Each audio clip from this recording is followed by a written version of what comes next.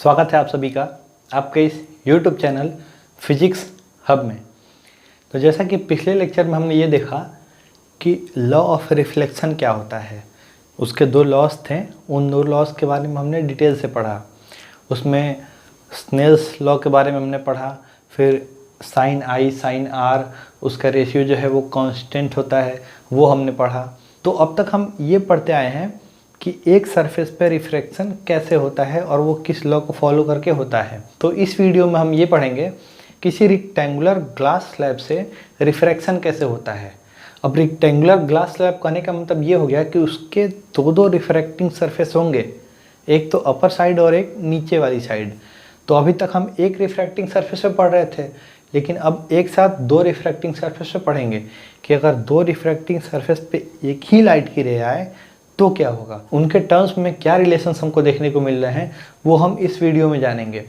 इस वीडियो के last part में हम देखेंगे रियल डेप्थ और अपीयरेंट डेप्थ। रियल डेप्थ, अपीयरेंट डेप्थ ये एक साइंटिफिक भाषा हुई। आप इसको डेली लाइफ में ऐसे समझ सकते हैं कि जो सिक्का डाला होता है बाल्टी में वो ऊपर कैसे दिखता है, जो पेंसिल है वो मुड़ी क्यों दिखती है। तो इसके बारे में हम इस वीडियो के लास्ट पार्ट में बात करेंगे।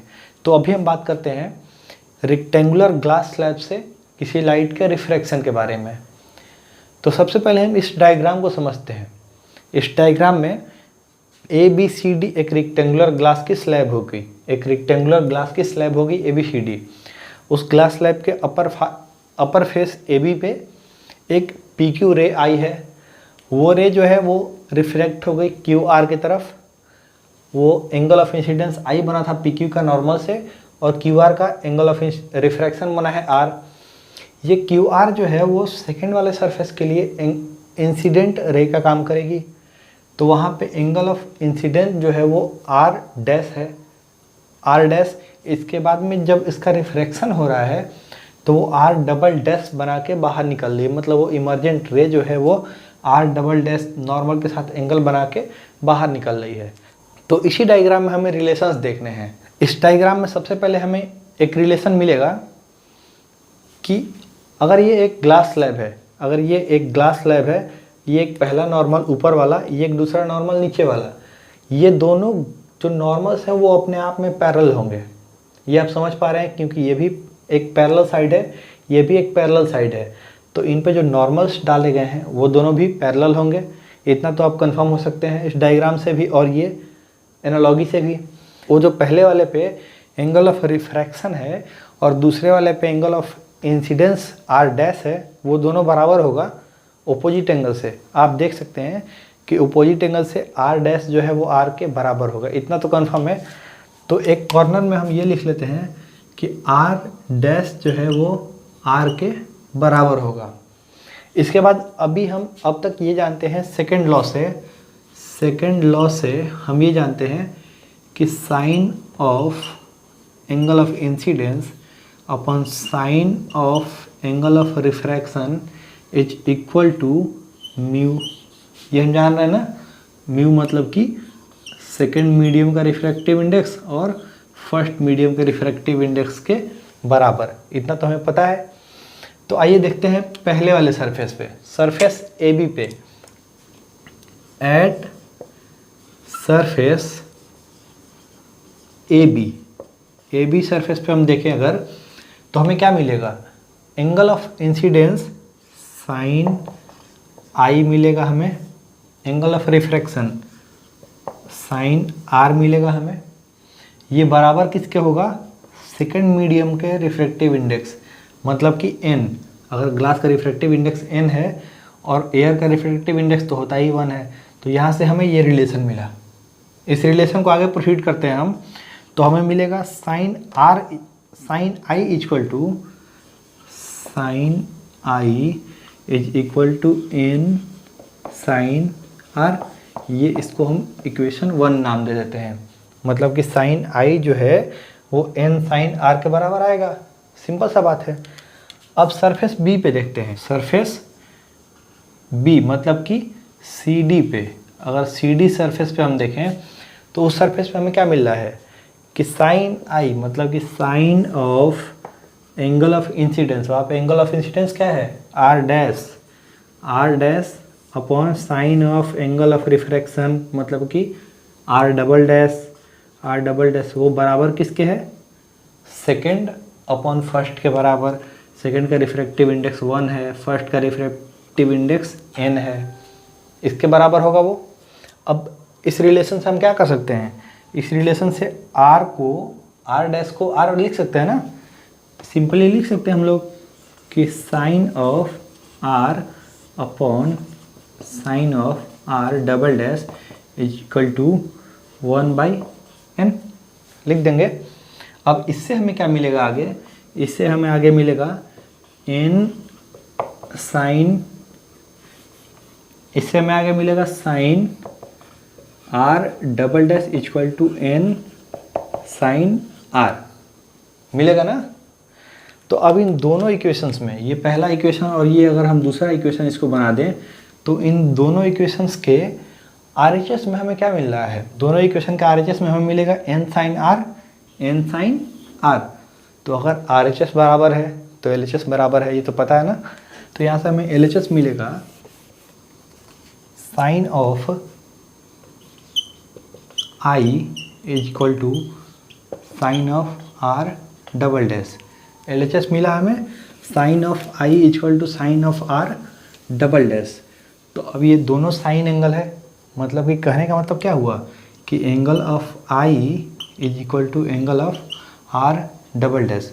इस डायग्राम से आप देख सकते हैं कि अगर एंगल i और एंगल r डबल डैश बराबर होगा, हम प्रूफ कर रहे हैं कि angle i angle r dash बराबर है, तो इससे हमें रिलेशन क्या मिलेगा कि अगर वो एंगल बराबर हुए तो जो इंसिडेंट रे है और इमर्जेंट रे है वो दोनों पैरेलल होंगी ना।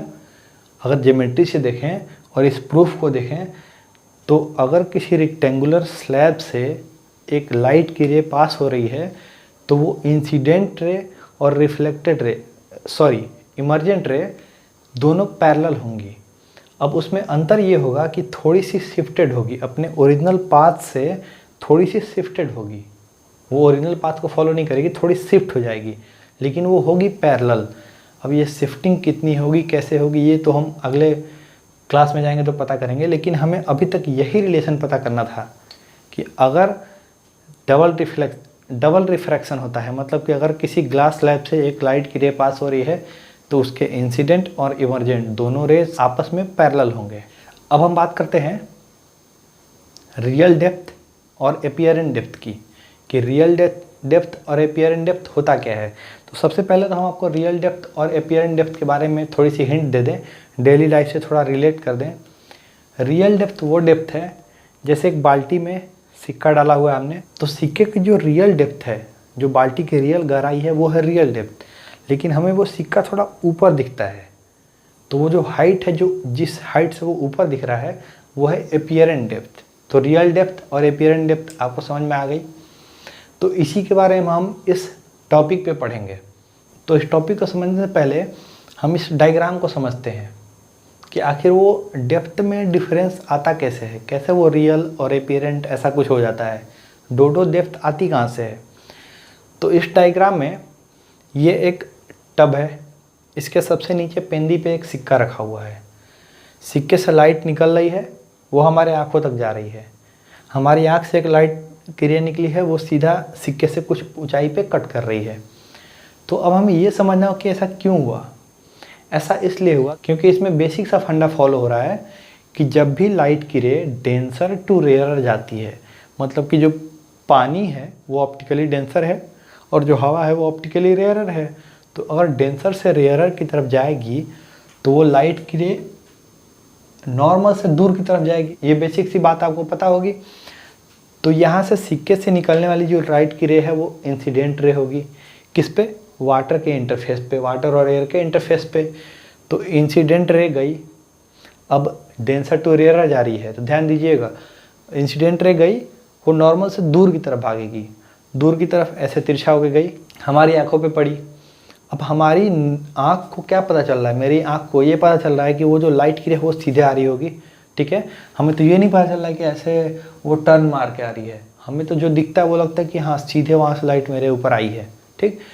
तब हमें ये दिखता है कि वो लाइट हो सकती है कि वो सीधे यहाँ से आके दिख रही होगी। तो वही जो पॉइंट है, जो हमारे पॉइंट ऑफ व्यू से वो पॉइंट जो है वो उसकी डेप्थ मानी जाती है, वो उसकी डेप्थ दिखाई देती है। तो उस डेप्थ को हम बोलते हैं एपियरेंट डेप्थ, मतलब कि वो हमें एपियर हो रही है कि हाँ वही उस सिक्के की डेप्थ होगी, जबकि रियल डेप्थ की हमें पता नहीं है रियल डेप्थ। तो इसीलिए यहाँ पे दो टर्म्स नाम दिए गए, रियल डेप्थ और एपियरेंट डेप्थ। अब इसके बारे में हम एक मैथमेटिकल रिलेशन देख लेते हैं। इसका एक सिंपल सा मैथमेटिकल रिलेशन है, real depth upon apparent depth, ये जो बराबर होता है वो म्यू के बराबर है, मतलब कि μ2/μ1 के बराबर है, इनके रिलेटिव रिफ्रैक्टिव इंडेक्स के बराबर है।